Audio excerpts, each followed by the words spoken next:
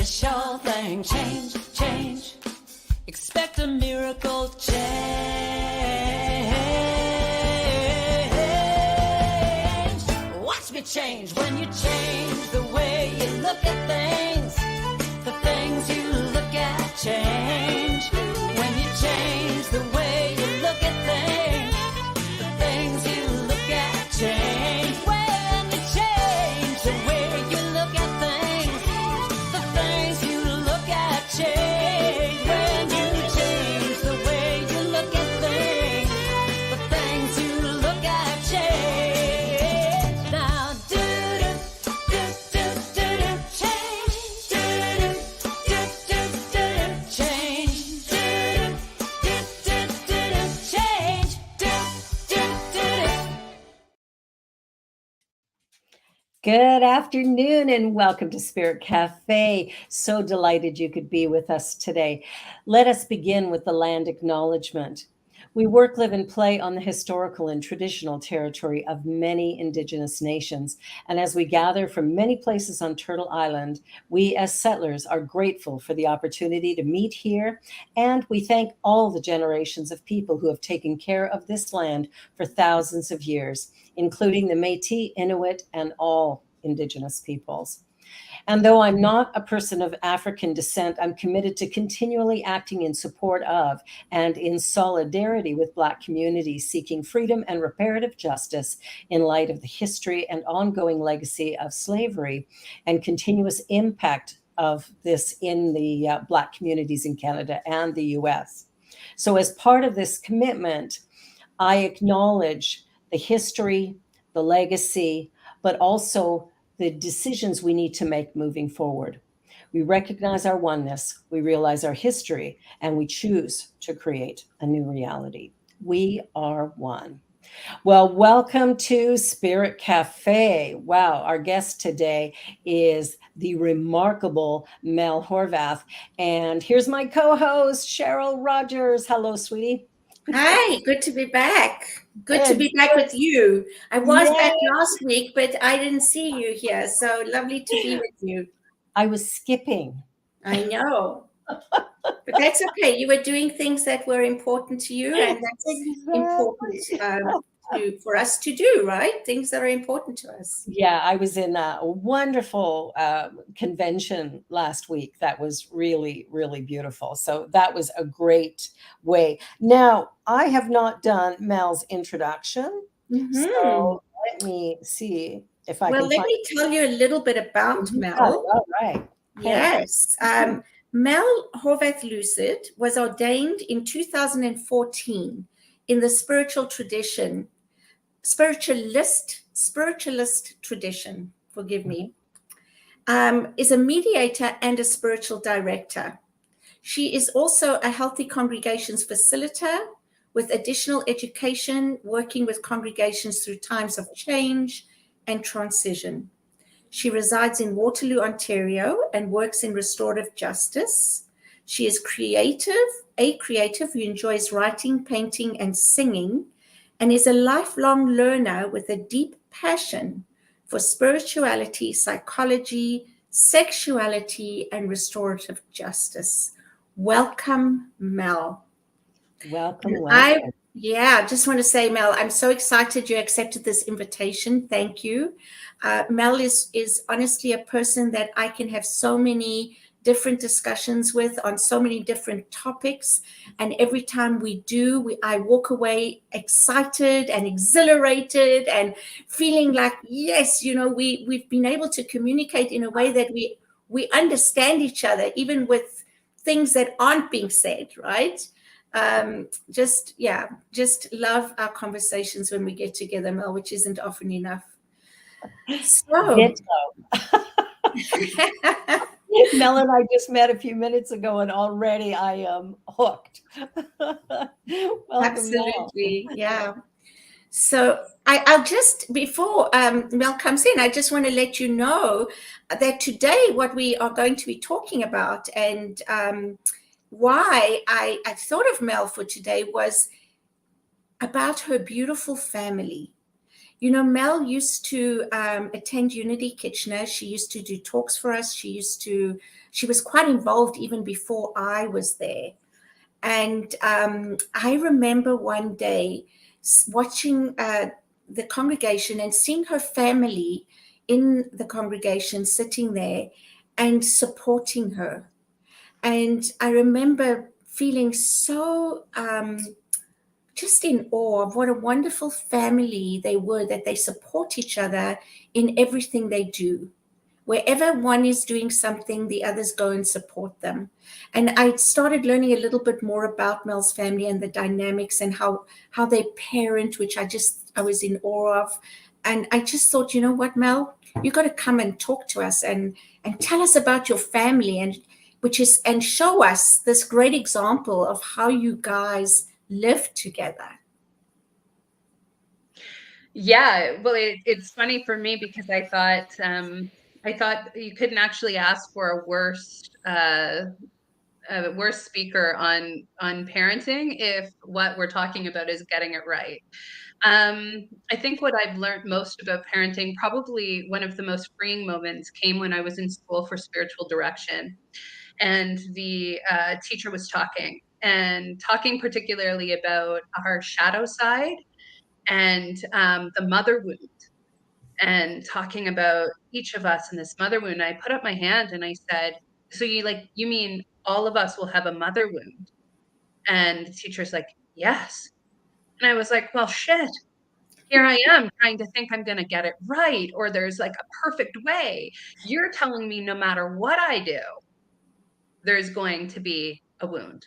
Mm-hmm. And I went back to the drawing board and decided to do things differently. And the first one was, the only thing I can really give my kids is presence. The only thing we can really give one another is our presence. And actual potent presence is very different. Mm-hmm.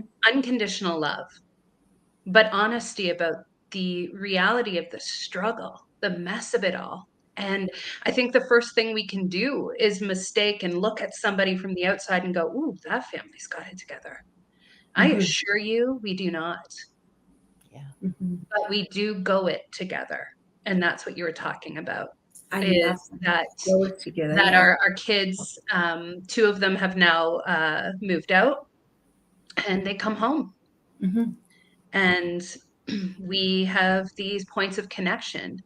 Mm-hmm. And two of them will be departing soon for school. And it's this creating, it really is that old saying about creating a balance between roots and wings. Mm-hmm. But not thinking that I know what will set flight to my kids or what will root them, but Absolutely. rather simply choosing to be present, choosing to be honest about this absolutely blend of everything, or what I call the shitty magnificence of each of us and of this existence and of what it looks like to be human and journey this life. It's absolutely a mixed bag. Well, that's Absolutely. beautiful. And I think one of the things I heard from Michelle Obama, she talked about the importance of raising the child you have, not the one you thought you were going to get or the way you thought it was going to be.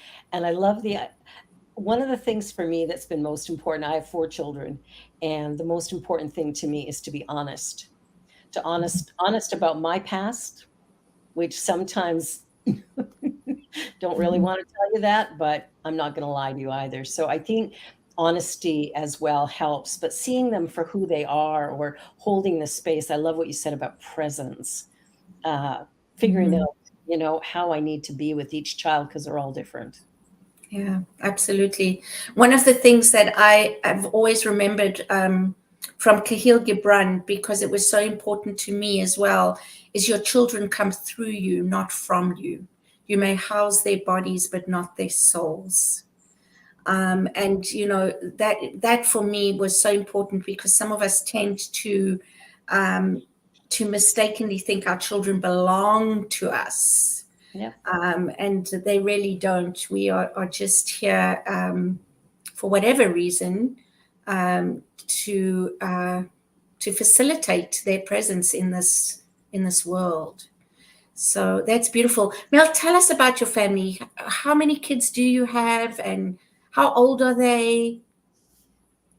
I could, except for I'm going to jump over probably the most important, potent thing, which is what you just said, which is this idea that our kids belong to us. Yeah. And how then what I've noticed is how limiting the experience becomes for our kids when we view parenting from this belonging space, Mm-hmm. and that my identity then becomes invested in what my child does or does not do, Exactly. and how crippling that becomes for both myself, who Mm-hmm. loses myself in that experience of parenting, Mm-hmm. and for our experience of being a child, Yeah. where now every success I have is co-opted and every failure I have is co-opted.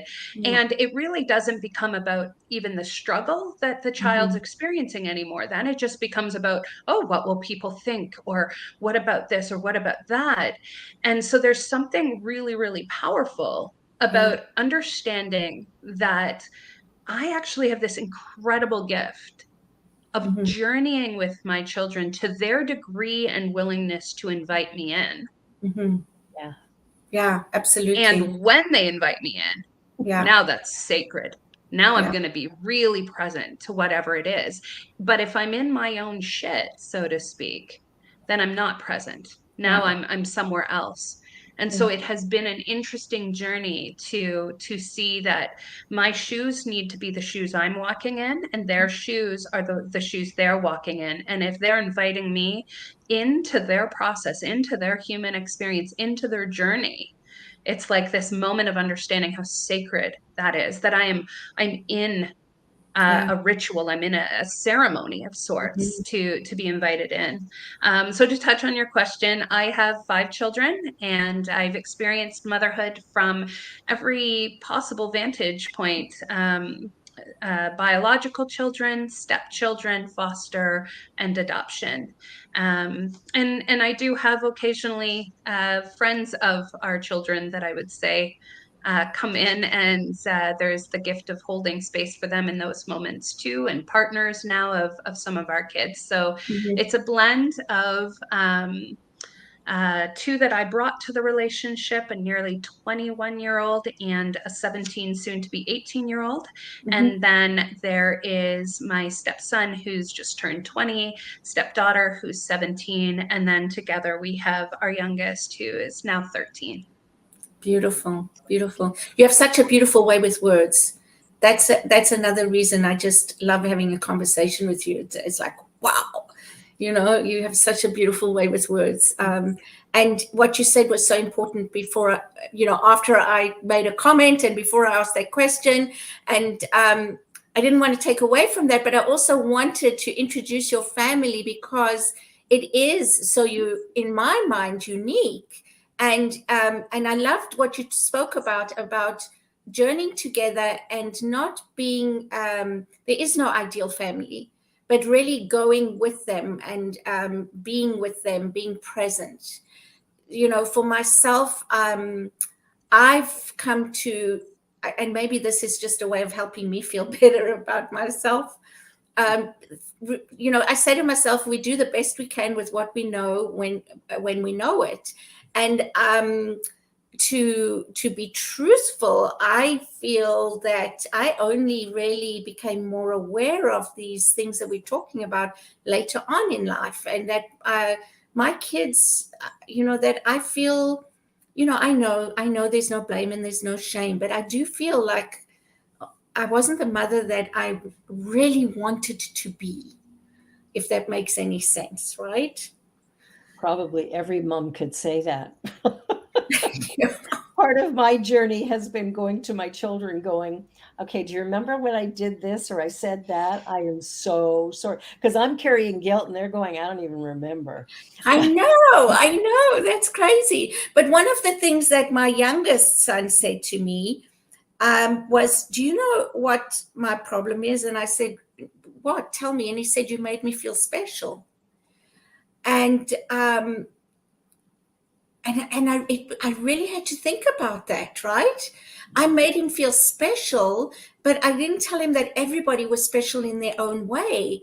So when he found out that we all are unique individuals and that he wasn't, I think in his mind, he was better than others, or he was, I don't know, but that for him was an awakening, right?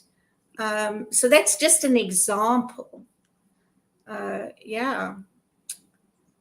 Yeah, it's interesting because we can think that there, like I said, we cannot bypass that there will be a mother wound, Mhm, and that we were never meant to bypass our humanness. mhm. What I'm noticing though is there's a quote that says, Mystic Heart, and I cannot remember who wrote it in this moment, but it says, "It is not what we do, it is how well and fast we can integrate with what is. It is not what we do, it is how well and fast we can integrate with what is."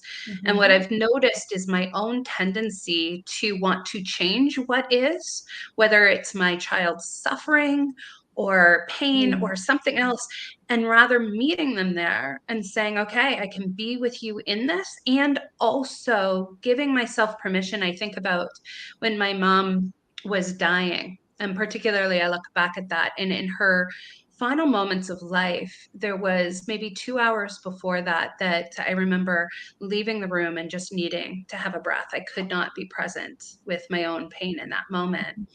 And then as her breathing changed, and I knew that the time was near, I was looking back so ashamed that I was actually there. I was with two pillows against my ears because hearing her breath was just so daunting. And I look back and I think, but I was supposed to be.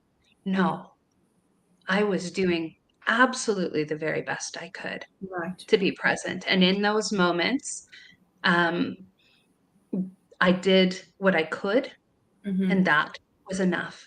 Because mhm. I think that that's the torture piece that we put ourselves through for no Mhm, reason is, I wish I was somebody different than who I was at that point mhm. doing what I was doing, rather than I look back and it was that was the very best I could Yeah, do.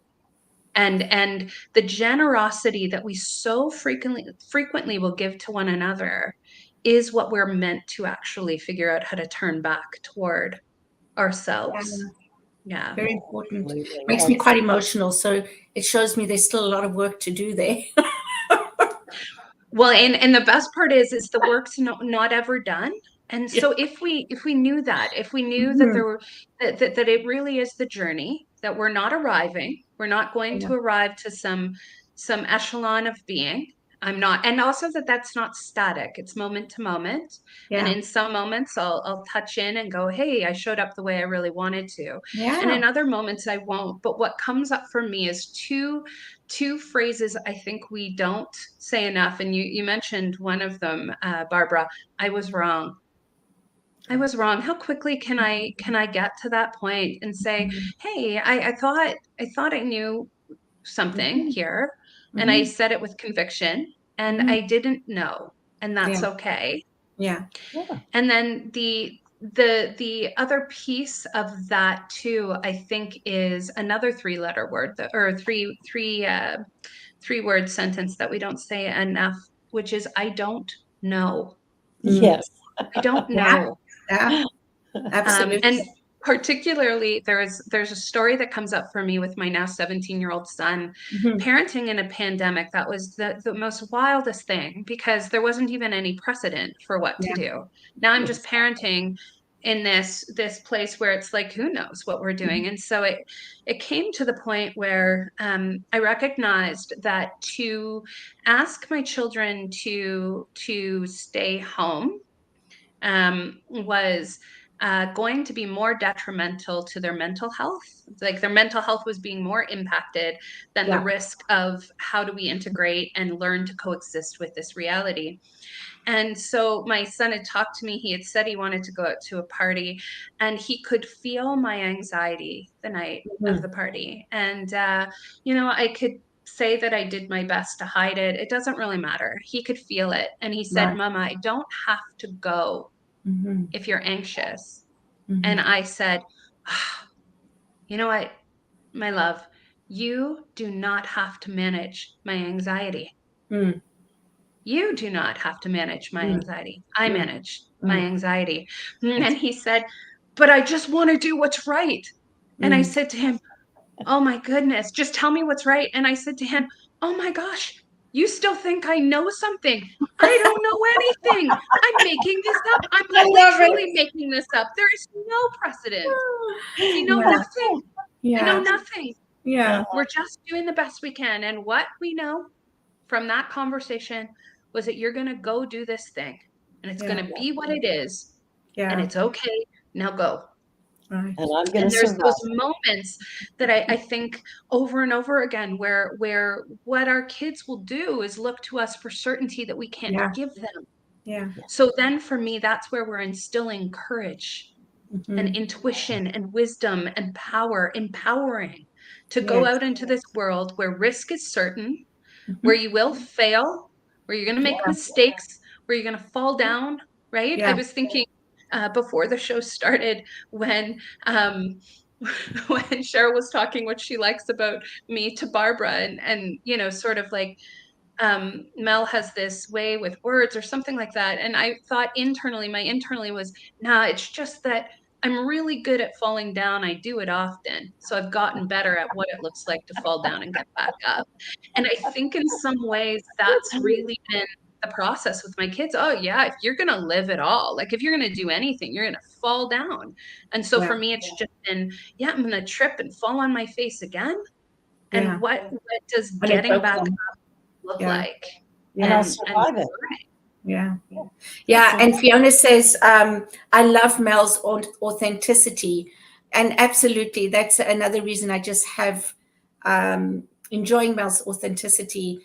I just love having conversations with you, Mel, because I know it comes from your heart, from your experience, not from your head, which is just so beautiful. So thank you for that. And oh my goodness, you know, all these things that you're saying, I just, Barbara, what do you want to share?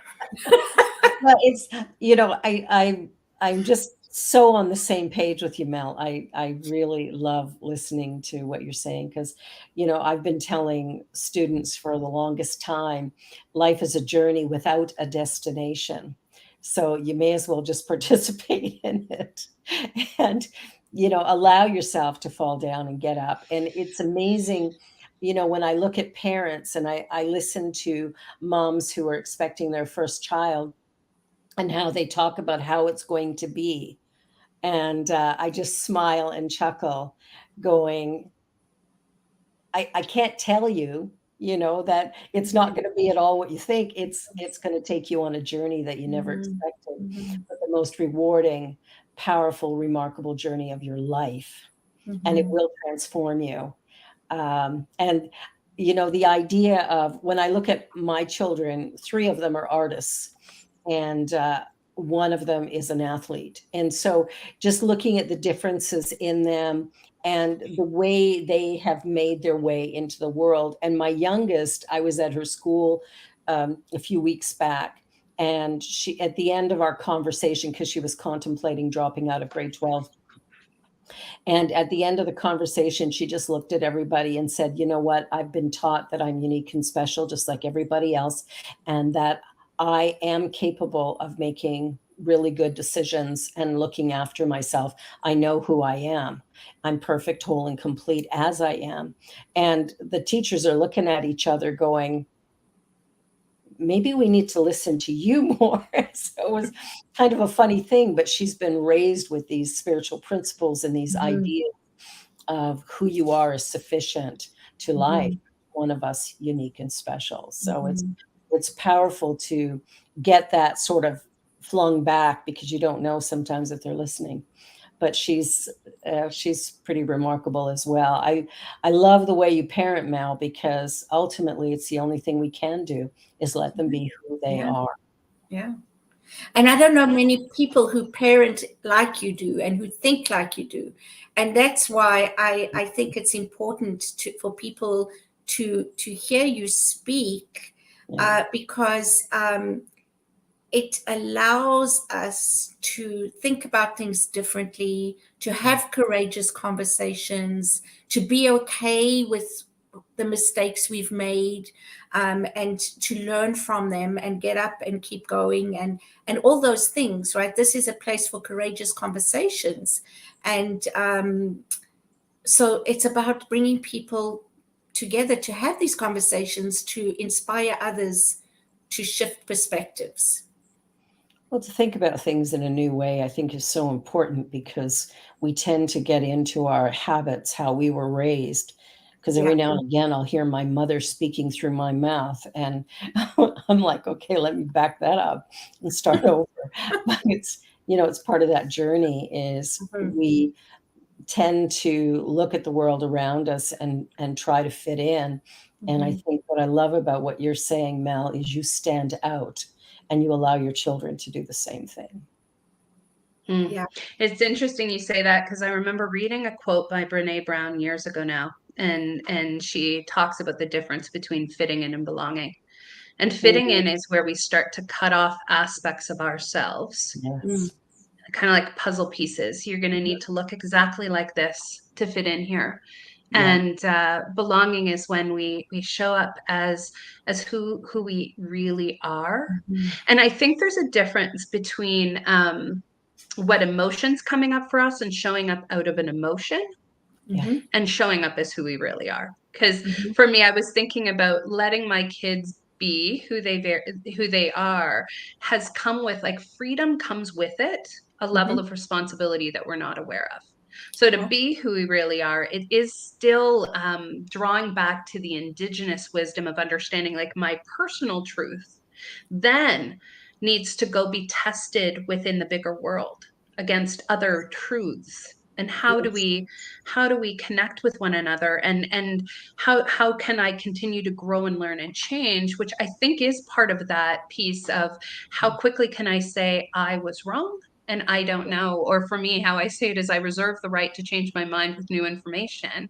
Yeah. And then all the time, continuously, there's new information. There was, and the other piece that was making me smile, Barbara, as you were talking about, like, new moms starting with the journey, like, I'm gonna do this, and I'm gonna somehow, and it's like, yeah, it's gonna be a human journey. More fun for me right now is our kids are getting to the age where they're talking about how they're gonna parent differently. And so for me, it's like, I'm gonna have all these things, and it's gonna look so great, and I'm gonna do this different than you and that different than you. And I was thinking about it because it's like things. I saw a little reel yesterday, and it was about this maybe 20 something, early 20s, talking about, and here's the list of how I'm going to parent. And then this guy saying, oh no, you wait until your main thing that you're going to be saying to your kids is don't touch the dog's butthole. And it's like the amount of time I've spent on repeat saying, have you wiped your bum? Go back and wipe it better. Like, these are the things where we think, like, somehow, and what I noticed, though, is that's like the first red flag. The danger is that we're somehow going to expect that if we do this thing, then our kids will be perfect. No, the mess is connective. The human journey is messy. We are learning through all of these challenging and potent times in our lives. And that's where, for me, the gift of my kids even wanting me to journey with them is how much space can I give them to journey those challenges and know that I'm there with them. But one of those pieces that's come up for me was something that changed when my own journey changed about 4 years ago.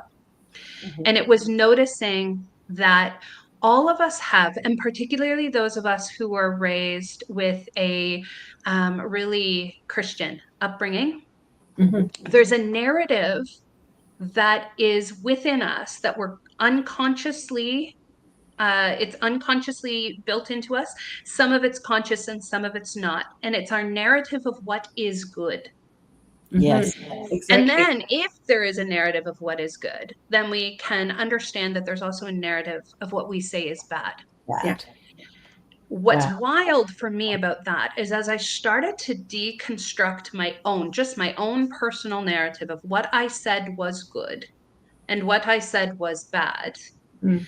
I started to notice how quickly it was that my kids would not come to me then with things that I had consciously, unconsciously passed on to them as saying, this is good and this is bad. And for example, one of the ones that I use most is our relationship with anger. And anger, there's righteous anger, and it can be very powerful and it can be very potent for change. And it can give us data and information. But for some of us, if we've been taught anger, that's you Yeah. can't feel that, then we can't even go into the place of what is this emotion for me. And there's a difference between being with an emotion and expressing that out, and how I act is my responsibility, but being able to feel and be with those different aspects of what's there. And so that shit and magnificence, the messy parts of us and the brilliant parts of us that are all part of us, then for me, it's become creating a new narrative of realness.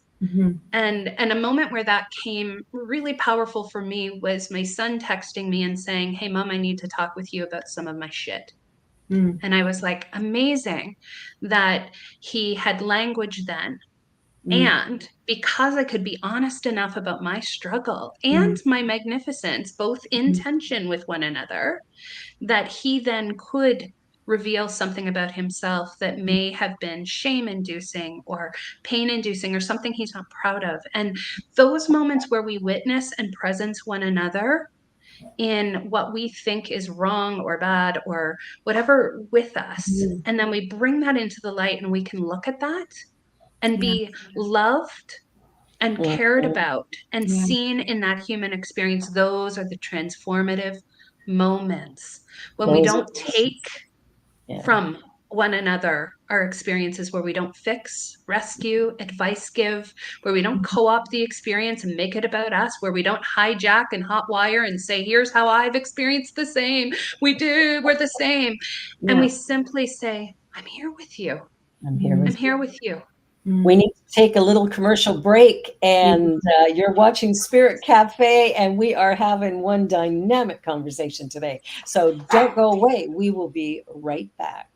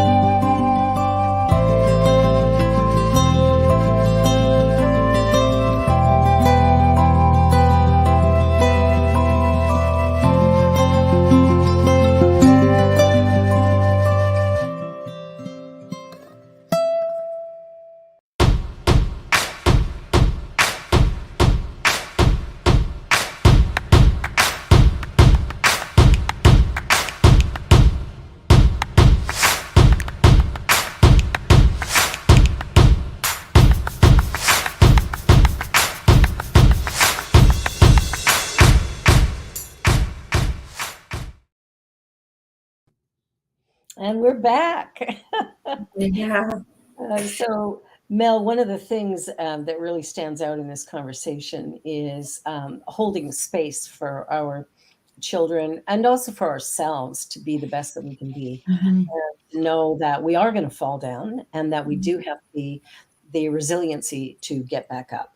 And I think if we put a little less weight on, oh no, I fell down and now I'm out of the game, but rather going, well, I skinned my knees, but this too will heal. I think, that for me is one of the really precious moments that you've shared, that willingness to fall down and get back up. The irony too is that wisdom, knowledge, experience actually comes from working in congregations. Yes. And noticing the ways for which we begin to co-opt one another's experiences and look for, again, some sort of, we need to look a certain way, we need to be a certain way, rather than you can have room here. Imagine what would happen in spiritual communities, organized, basically any gatherings, if we gave one another space, room to fall down, to get back up, to own that, to apologize, to make amends, to be in that human journey, and to be with that in the same grace-filled, potent, powerful way as we're with those high times, right? Absolutely. Like that Yeah. piece of our humanness. Yeah. And then what happens is this whole idea of the difference between fitting and belonging is we just start to say, oh, so these aspects of me can't show up here. And the problem for some of us, definitely for me, was then I was almost like, once I cut out the parts of me that I knew didn't fit, I just was like Swiss cheese. What's left? Yeah. That's sorry. That's a good analogy. There's one thing that I got from the end of our conversation and before break, and from what you're saying now, is that we can have relationships, but we are not being in relationship. And so the depth of the relationship, right? We have many relationships, but there's no depth. How many relationships, family or friends, do we have where there is that depth that you're talking about, that presence, that being with, and that journeying alongside or with that person? Well, and it's asking ourselves, what is in the way of the depth? And I would suggest that for me, at least in my own life, it was my aversion to looking at my own stuff, my own shit. So I don't want to be seen that way. So I'm just going to keep disconnecting from that, cutting that off, rather than integrating. And the irony is that for most of us, when we actually do simply say, and here is the thing that I most feared, and we have that witnessed by somebody else who does skillfully understand what it looks like to be present and hold space, it transforms. And those very things that we think are what make us outcasts or different are the very things that make us connective, magnificent, powerful. This idea, I really do value the beauty in the brokenness, understanding that it's, for me, been looking at it, and that, you know, I've questioned sometimes, particularly as I now hit my mid 40s, that is this a midlife crisis or an awakening? And I wonder how many of us get to this point where the universe is saying, come on back to yourself, darling. Come on back. Stop. Do not take one more step outside of yourself. Step in. Go down the staircase of yourself into the womb of who you are. That's terrifying and beautiful and magnificent, powerful and transformative. It's all sitting right there within us. Look, and that when we look, we you know, the amount of judging that heals within me when I look at myself just comes naturally. That I'm like, oh, you have shit too. Yeah, me too. Yeah. Let's be in this. And what does being my true, most authentic self really mean? It's powerful to look at it that way. And I think one of the things that I've noticed in working with congregations, as you suggested earlier, how that can really help us to see things, is that so often when something comes up, people immediately want to defend their position. And I often say that defense is offense. And so it's going to immediately create conflict when we move into that place. And I've had the wonderful experience of stepping in it lots of times and couple of years ago in pastoring a Black church, I said something from the pulpit that as soon as it came out of my mouth, I knew it was wrong. Like what I said was, this was not the place to say it, for sure. And sure enough, one of the members of the congregation came up to me and said, "Do you really think that was appropriate for this audience?" And my response was, "No, it wasn't." And that gave her the space to then share with me her journey. Yeah. And we deepened our relationship because I didn't defend what I said. I knew what I said, that really wasn't the audience for it. But we're going to do stuff like that. We're going to say things that are going to be taken in ways that maybe we didn't mean, or they're going to be misunderstood. And I think when we can allow ourselves to be vulnerable and admit that, we're learning, we don't know it all. I think that's truly powerful. And see them as opportunities, right? I'll just share a quick story. And I know my mom wouldn't mind me sharing this here. When she was here last year, something happened that triggered me, and I am not proud of my reaction and the words I used. And it caused, some discomfort between us. We each had our own thoughts, and they're never the same. They never on the same level even. And we decided one day to go for coffee. So we were out of this, this comfort. We were in a neutral environment, and we had a conversation about, I was trying to think about what was it in me that I reacted that way. Where did that come from?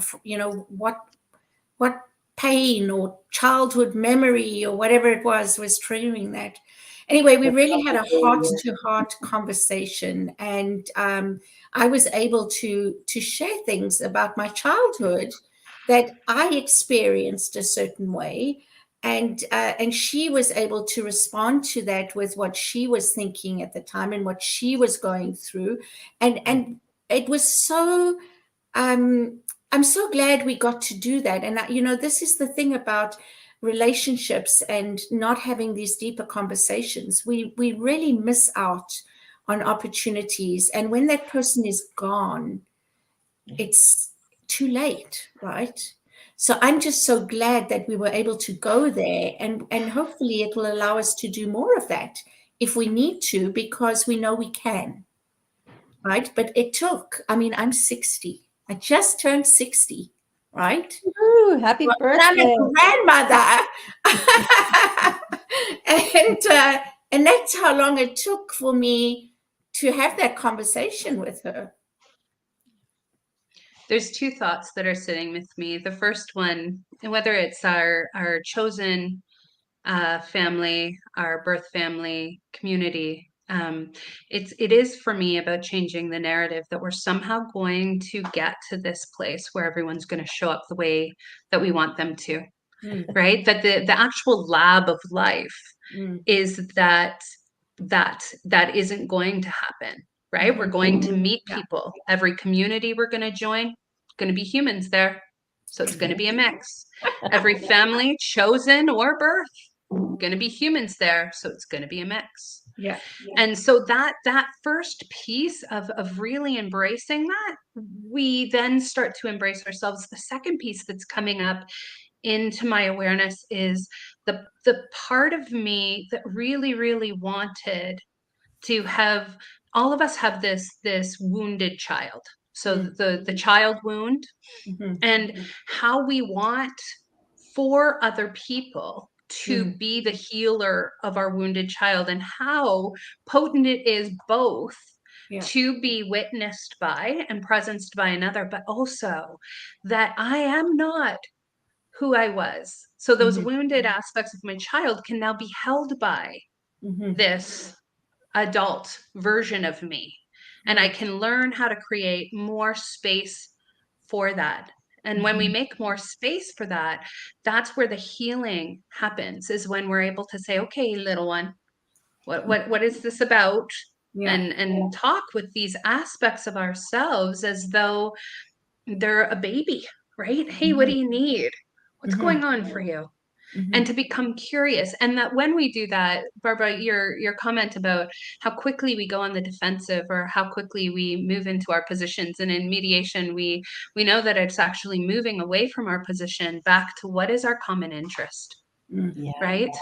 And whether it's family or spiritual community, it's wow, these people are showing up to go through this challenging stuff, to be with me in these joys. This is a gift. Yeah. How can I show up holding that gift of the presence of the people in front of me, particularly in those challenging times? Yeah, that's Yeah. beautiful. That's beautiful.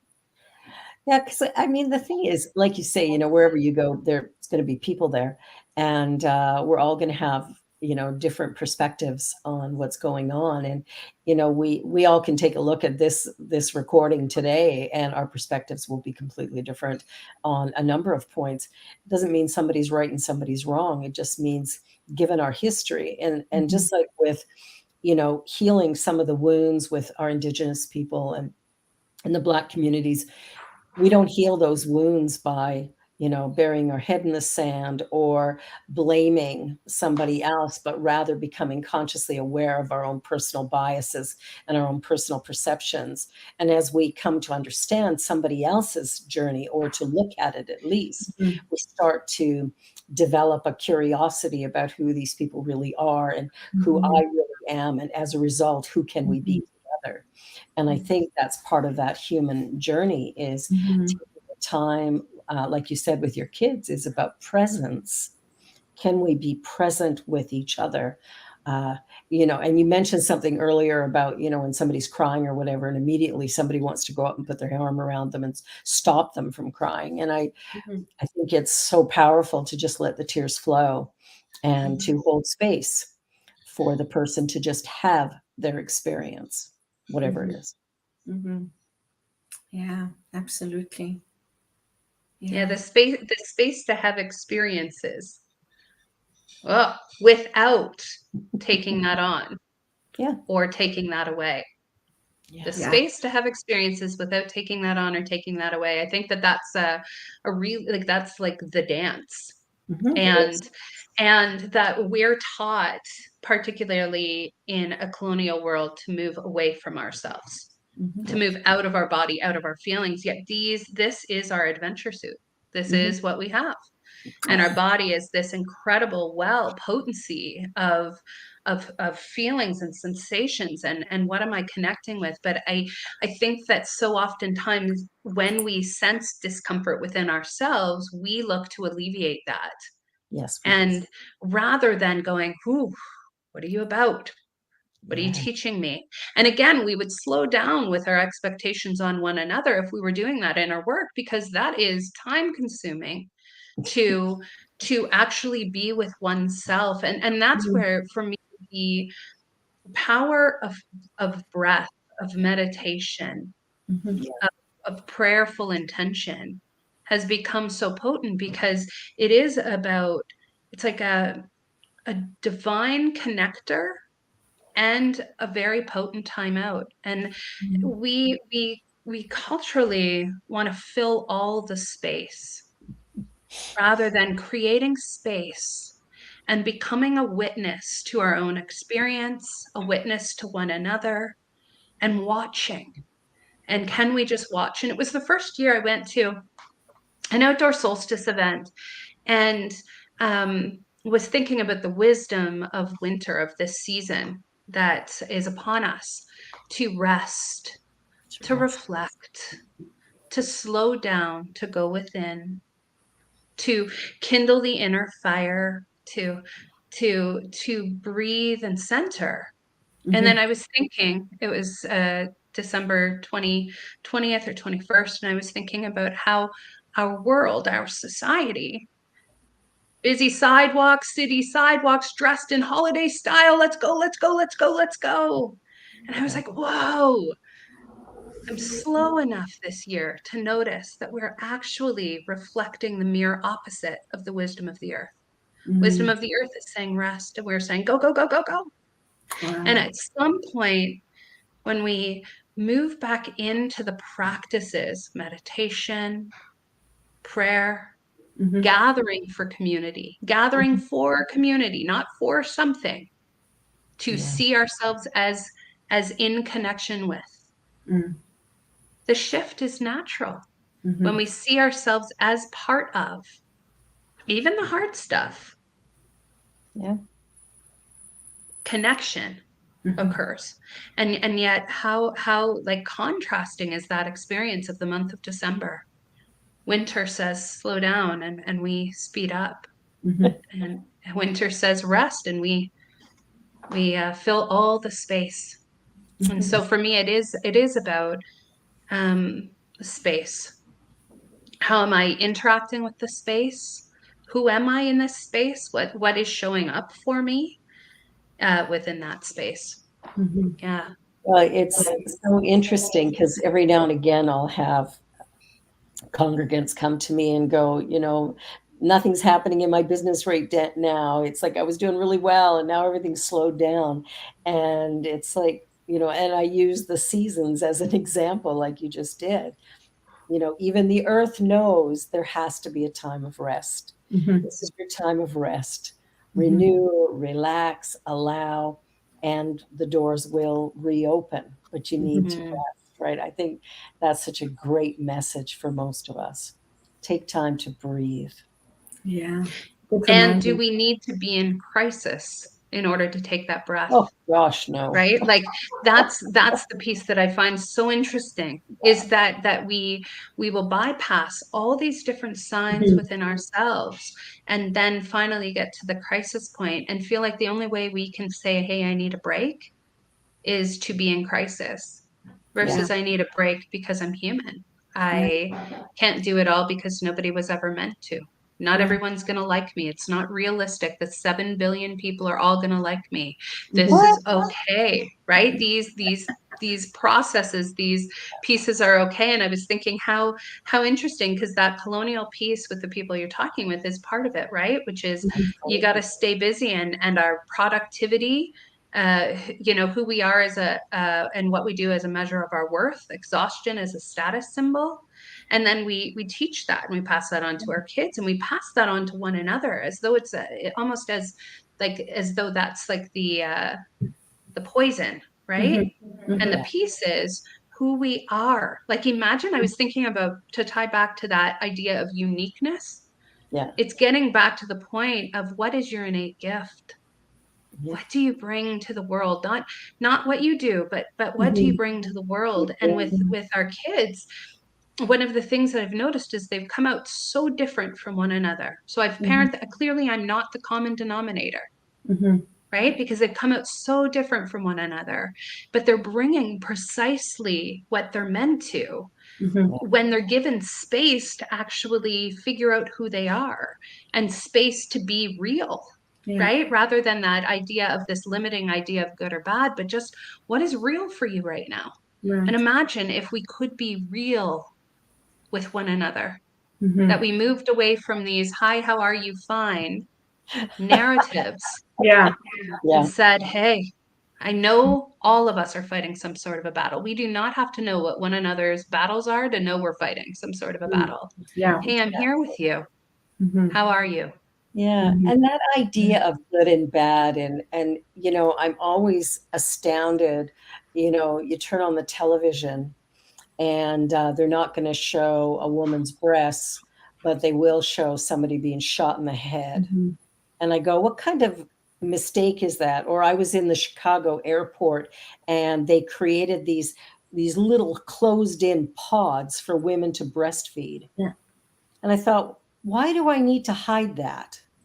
Why do I need to go into this little tiny box in order that nobody see the evils of breastfeeding? As a parent, I breastfed my daughter in board meetings. Like, I was running a center. I had to be at work and she came with me.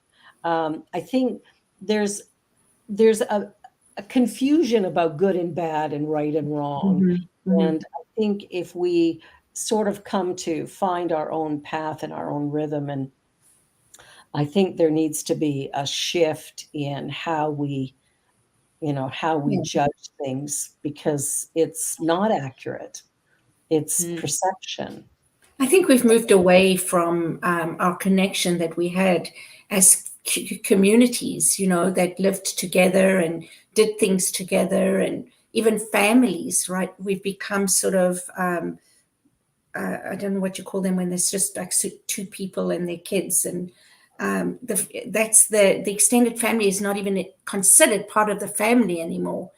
And that's caused this disconnect, which I think is, obviously playing out the way it is in this world. And so it's really about coming back to that connection. It's reconnecting, remembering. We talk about oneness. We are one. It doesn't mean we're the same, right? We're talking about uniqueness, unique expressions of the oneness, and bringing those gifts that we each bring. But how do we use them? How do we even know what they are anymore when we're not in community with others to be able to develop them? So, yeah, just wow. What a powerful, wonderful conversation. Just lovely. Thank you so much, Mel. Yeah, there's one piece when you were talking about remembering that I was hearing it as like putting back together the aspects of myself, right? And part of that is a reclamation of the things that were devalued when our colonial world said what was valuable. So for me, an example is a valuing of institutionalized learning. Yeah. It's valuable. That's not the conversation. And oral tradition, passed down, creativity, noticing, wondering, our connection with things, also valuable learning. Yeah. Travel, also valuable learning, and traveling within the self, valuable learning. So it's revaluing who we are and what we bring by, again, stretching out what we've said is valuable, to start to see value in the many ways we show up, the many ways of learning, the many ways of being, the many ways of connecting. There's just so many ways, but we get there in part by remembering. So my Swiss cheese self, putting back those pieces I said don't belong. Yeah. And then owning them in a Embracing world that may all of say, hey, you can't be that here. Yeah. The script says. Yeah. And so more of us start to say, I don't live by a script. I have tools, intuition, the capacity to feel, the capacity to be in these tough moments in that way. And there's a quote that I'm just going to seal this off with by Martin Buber. All journeys have a secret destination for which the traveler is unaware. All journeys have a secret destination for which the traveler is unaware. And so for me as a parent, then it has been understanding too that my kids have journeys for which I am not meant to protect them from that journey. I'm meant to be with them on that journey. And my capability to do that will be about how well I can walk with them during not only those great times in life, but those challenging times. And imagine if we started to do that with one another, what would happen? And if we did it for ourselves. And ultimately, it. When I'm willing to walk in my shoes, like you said earlier, that's in the moment when I'm willing to sort of see everyone else doing their little something, something in their unique way and being okay with it. We got about a minute left. Cheryl, final thought. Just that we could carry on and on and on. And it just has been such a wonderful, deep conversation. There's so much richness in there.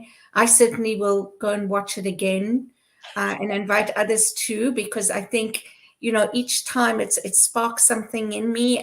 But then I realized, what she said there was rich. That was huge. I got to go back and just, how can I say, what when you taste something and you savor. Thank you. Savor it, like feel it and be in it. And just so grateful, Mel. And I so look forward to future conversations that we will be having, as we have scheduled another date. So thank you so much. Yeah. So Mel is back the first Wednesday in April. So be sure to join us then. Thank you, Mel. Thank you, Cheryl. Thank you, Deja, for producing this. Have a wonderful week, everybody. You've been watching Spirit Cafe, and we invite you to like, share, and subscribe. Until next time. See you next week. On behalf of everyone at New Thought Media Network, thank you for being a member of our virtual family. Your financial contributions help share the New Thought message with people from around the world. Please visit and contribute at www.ntmedia.org/donate. New Thought Media Network, come be you. And please like, share, and subscribe. Until next time, peace and blessings.